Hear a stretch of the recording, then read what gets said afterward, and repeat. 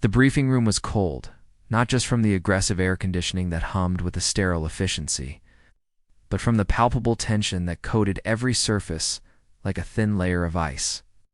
It was a room built for gods of the sky, a high-tech sanctuary of polished chrome and dark wood, dominated by a vast black screen that waited to spill futures of digital combat. Here, egos were forged and legends were born in the crucible of peer-reviewed bravado. Around the long table sat a dozen of the Air Force's finest pilots, a pantheon of modern warriors whose call signs read like a list of natural disasters and apex predators. There was Ripper, Blaze, Havoc, and Talon. And then there was Lieutenant Ava Ramirez, the only woman in the room, still point in a sea of restless masculine energy. She sat with a posture of quiet dignity, her flight suit immaculate but unadorned, a stark contrast to the custom patches and casual swagger of her colleagues. Her hands rested in her lap, her gaze fixed on the man who held court at the head of the room. Colonel Rex Thorne, call sign Viper, was a man carved from arrogance and jet fuel. He paced before the screen, a lion in his own den, his voice a low growl that demanded and received absolute attention. He was detailing the parameters for the annual Red Flag combat simulation, the most grueling test of skill and nerve the base had to offer. He paused in his speech, picking up a datapad to read the roster for the day's pinnacle event, the Gauntlet. "All right, listen up," he commanded, a predator's smile touching his lips. He began to list the contenders, his voice inflecting with respect for the powerful call signs. "First up, Captain Ripper Jones. Then we have Major Blaze Martinez." He continued down the list, each name a testament to ferocity. Then he stopped. His eyes scanned the datapad, and a look of genuine disbelief crossed his features, quickly morphing into a sneer of amusement. He looked up, his gaze sweeping the room until it landed, with theatrical weight, on Ava. And finally, "Lieutenant," he said, drawing the word out, "Sparrow Ramirez." A few pilots shifted, trying to stifle smirks. Thorne didn't bother. Let out a short, sharp laugh, a sound like cracking ice. "Sparrow, seriously, who in their right mind approved that call sign?" He looked around the room, inviting them to share in the joke. "Did a small brown bird get lost in the engine intake on your first solo flight, Lieutenant?" The room erupted in a chorus of condescending chuckles. The laughter wasn't malicious, not entirely. It was the casual cruelty of a closed-off boys' club, the easy dismissal of anything that didn't fit their narrow definition of strength. Throughout it all, Ava did not move. Her face remained a placid lake, betraying none of the storm that raged beneath. She didn't flush with anger or drop her gaze in shame. Her eyes, steady and clear, remained fixed on the colonel. It was a silence, more profound than any retort, a resilience that the men in the room mistook for weakness. They saw a timid bird. They didn't see the steel in her spine. This is the moment where legends are either broken or forged in secret fire. They say a name can define you, that it can be a prophecy or a cage. But what happens when the name they mock becomes a symbol of a power they cannot comprehend? This is the story of how a sparrow taught a viper, and an entire squadron of eagles and hawks, a permanent lesson in humility. If you believe that true strength often lies where it is least expected, subscribe to our channel, and let us show you what it truly means to fly. Colonel Thorne, basking in the glow of his own wit, leaned forward, resting his hands on the table. "Look, today we're not just flying. We're running the Gauntlet simulation. The standing record," he said, tapping a finger against his own chest, "was set by yours truly 12 years ago. 12 years, and it has never been broken. It requires aggression, lethality, and an unshakable killer instinct. Qualities," he added, his eyes locking with Ava's again, "that are usually self-evident in a call sign, like Viper." The unspoken message was clear. A sparrow had no place in a nest of vipers. She was not a killer. She was prey. Ava simply offered a slow, deliberate blink. The challenge was laid. The insult was delivered. And in the cold, sterile heart of that room, a fuse had just been lit. The dismissal from the briefing room was a release of pressure. the pilots spilling out into the hallway with loud talk and boisterous shoves, their energy high on the fumes of the colonel's arrogance. They moved like a pack, a cohesive unit, bonded by shared confidence and a mutual, unspoken agreement on the hierarchy of the sky. Ava Ramirez was not part of that pack. She exited last, the heavy door closing behind her with a soft, pneumatic hiss, severing her from their world. In the long, echoing corridor, bathed in the impersonal glow of fluorescent lights, she was alone. The mockery in the briefing room was not a fresh wound, but the familiar ache of an old one. From the first day she had arrived, a quiet woman. In a world of loud men, she had been an anomaly, a puzzle they didn't care to solve. They saw her reserved nature as timidity, her thoughtful silence as a lack of confidence. The call sign was the final nail in the coffin of their perception.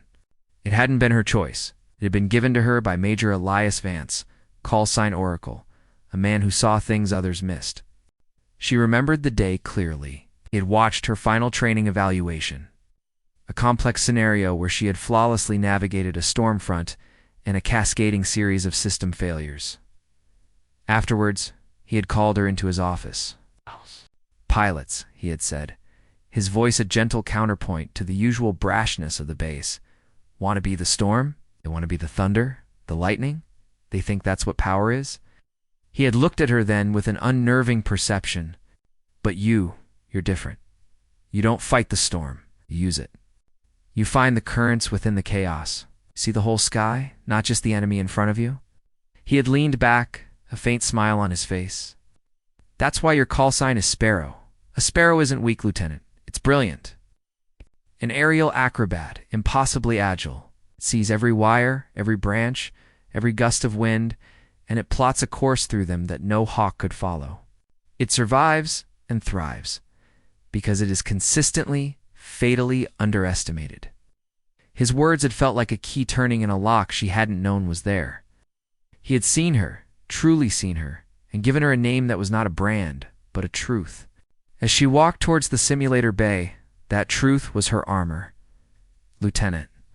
A quiet voice cut through her thoughts. It was Major Vance, his long strides easily catching up to her. He fell into step beside her, his presence a comforting shield. "Don't let him get to you, Ava. Thorne's bark has always been worse than his bite, especially when he's feeling threatened." Ava glanced at him, a flicker of surprise in her eyes. "Threatened? Right by me." Vance gave a short, dry chuckle. "Who has built his entire identity on a single achievement 12 years ago.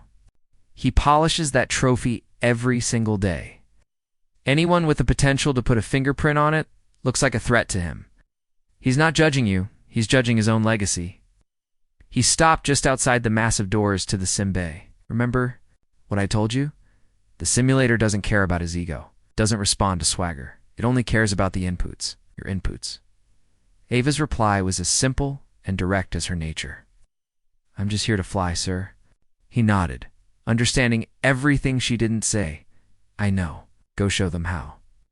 She pushed open the door and entered the cavernous simulator bay. It was a cathedral of technology, the air thick with the smell of ozone and hot metal. But the center sat the simulator, a monstrous, multi-limbed machine that looked like a futuristic insect. Technicians in blue jumpsuits scurried around it, their voices low and professional. The other pilots were already there, gathered in a loose group, still laughing and boasting about the runs they were about to make. They saw her enter, and a few exchanged knowing glances before pointedly turning away. To them, she was a footnote, an afterthought to the real competition. Ava ignored them, moved to her assigned station, her movements economical and precise. She began her pre-flight ritual, a quiet meditation of action. She pulled on her gloves, smoothing the material over each finger with deliberate care. She inspected the helmet, her reflection staring back from the dark visor, calm and unreadable. She closed her eyes for a moment in the cavernous room. The hulking machine, the ghosts of the colonel's laughter, it all faded away.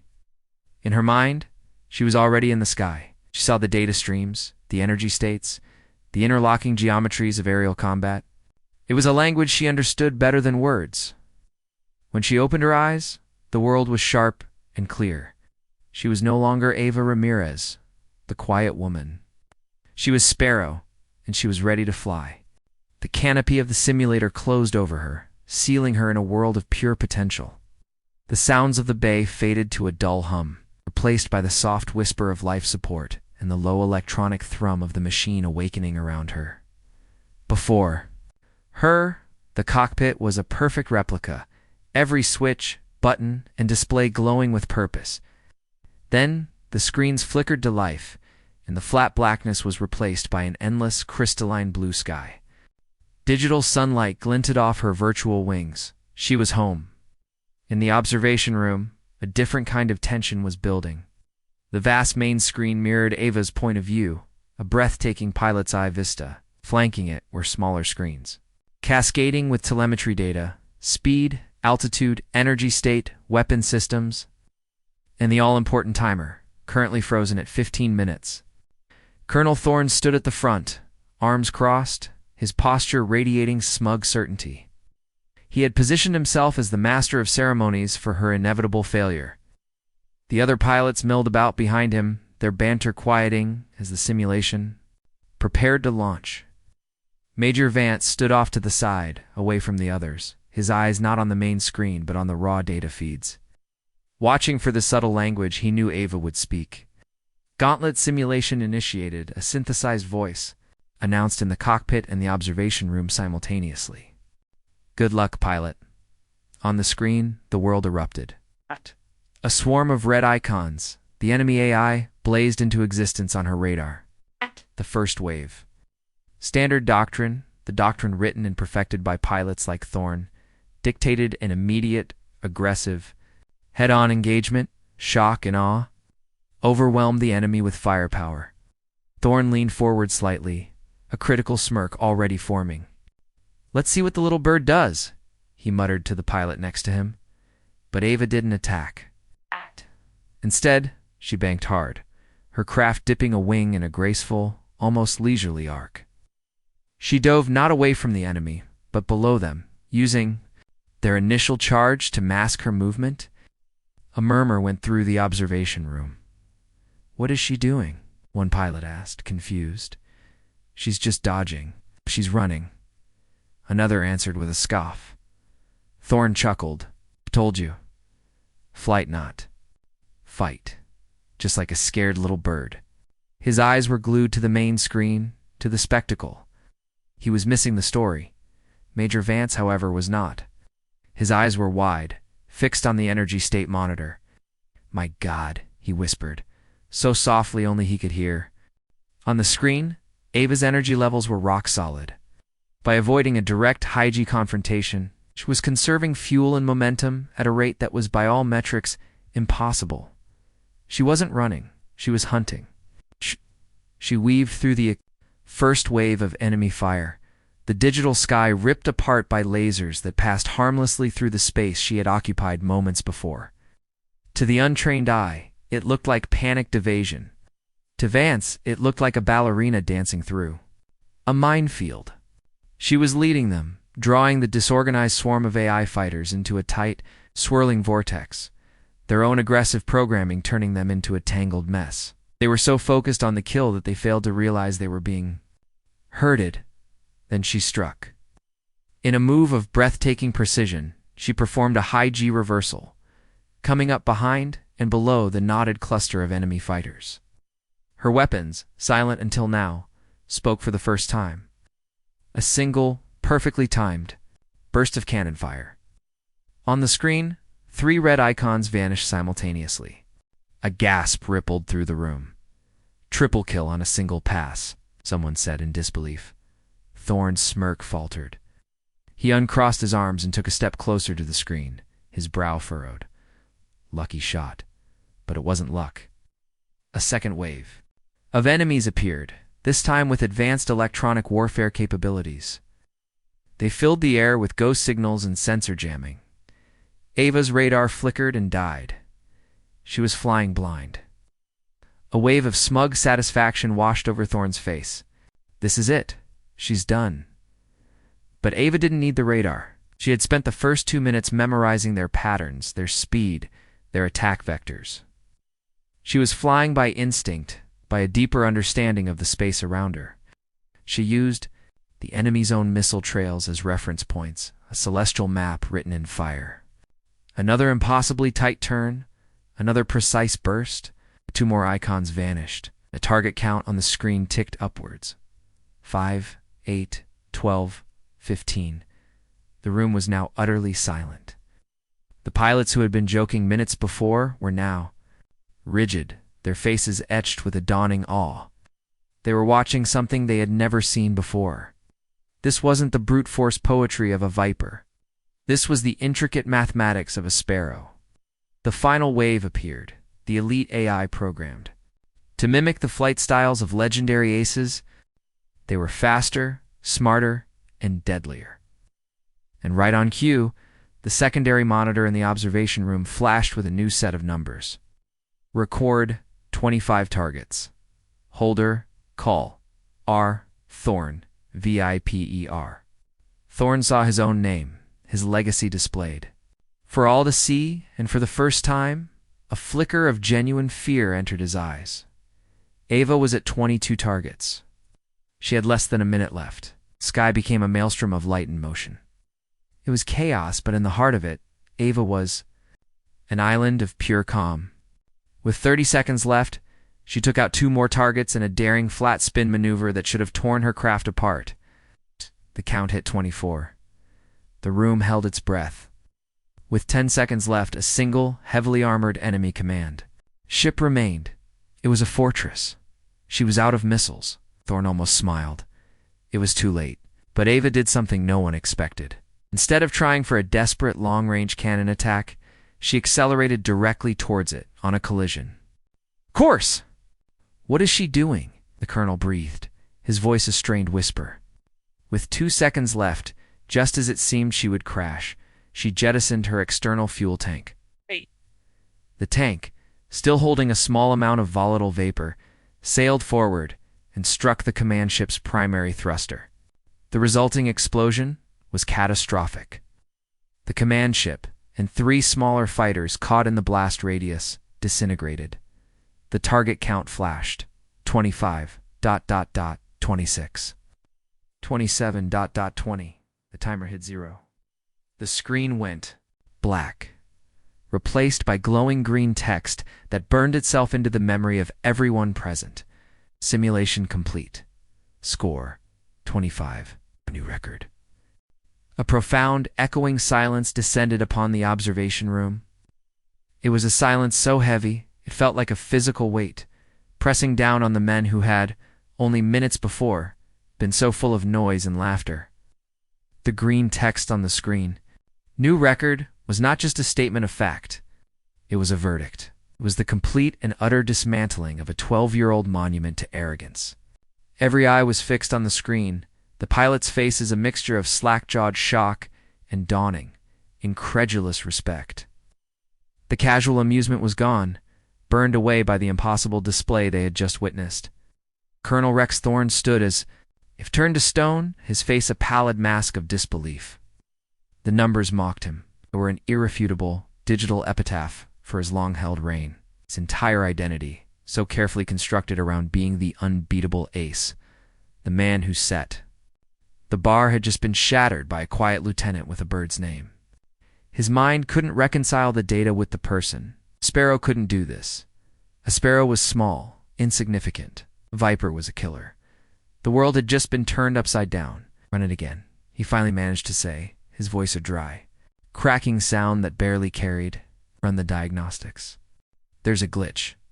There has to be a glitch in the system. He looked desperately at a nearby technician, pleading with his eyes for a technical error, a software bug, any rational explanation that would spare his pride. That's when a calm, a steady voice cut through the stunned silence. It was Major Elias Vance. He stepped forward from the corner of the room, his gaze level and firm. There's no glitch, Colonel, he spoke with quiet authority, yet his words commanded the attention of the entire room. He walked to the center, standing between Thorne and the screen. The system is fine. The telemetry is clean. He turned his head slowly, looking at Thorne, then at the assembled group of pilots. his expression one of a patient teacher finally seeing his lesson land. For 12 years, you've all looked for a viper.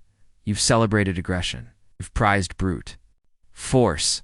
You equated noise with strength. His gaze was penetrating. You never once thought to look for the Sparrow. You never considered that the deadliest weapon in the sky might not be the one with the sharpest fangs, but the one with the clearest vision. He gestured to the data screens. She didn't beat your record by being a better viper. She beat it by being a perfect Sparrow. The one that sees everything, wastes nothing, and strikes only when the moment is absolute. You were all playing checkers. She was playing chess in 3 dimensions. At that moment, the pneumatic hiss of the simulator canopy opening echoed through the bay. A few seconds later, Ava Ramirez appeared in the doorway. She was pulling off her helmet, her hair slightly damp with sweat. Hush. She blinked against the bright lights of the observation room, her face serene, betraying only a hint of fatigue. She was completely unaware of the drama her performance had caused. She saw the room full of pilots all staring at her, their expressions unreadable. She saw Colonel Thorne, his face ashen. She saw Major Vance, who gave her a small, almost imperceptible nod of deep pride. The silence was finally broken by a single, hesitant sound. One of the technicians, a young airman, began to clap. It was a slow, deliberate applause.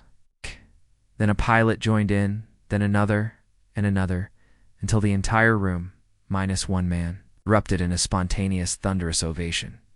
It wasn't the polite applause of a debriefing. It was a raw, genuine roar of appreciation for something extraordinary. The very men who had snickered at her name were now applauding her as a master. Her status had not just been elevated, it had been entirely rewritten. She was no longer Sparrow, the object of their ridicule. She was Sparrow, the new legend. Always. One of the pilots, Ripper, a man who had laughed the loudest, stepped forward, his face humbled. Lieutenant ... that was. I've never seen anything like it, another chimed in. The way you used that energy state. It was unbelievable. Ava, slightly overwhelmed by the sudden adulation, simply offered a small professional nod in their direction. Her gaze drifted past them to Colonel Thorne. He stood isolated in a sea of his own men's applause for another. He couldn't meet her eyes. His own record, his legacy, was now just a footnote to her story. Humiliation washed over him, cold and complete. Without a word, he turned and walked stiffly out of the room, the sound of the ovation for Ava chasing him down the hall. Ava watched him go, not with triumph, but with a quiet understanding. Then her eyes fell to the simple patch on the sleeve of her flight suit, the one depicting a small, agile bird in flight. For the first time, she allowed herself a tiny, private smile. True strength, she knew, did not need to announce itself with a roar. It didn't need a fearsome name or a reputation built on past glories. Sometimes the greatest strength was the quiet perseverance, the unseen intellect. The underestimated soul who waited patiently for the perfect moment to show the world not what it expected to see, but what had been there all along. The viper had the venom, but the Sparrow, in the end, owned the sky.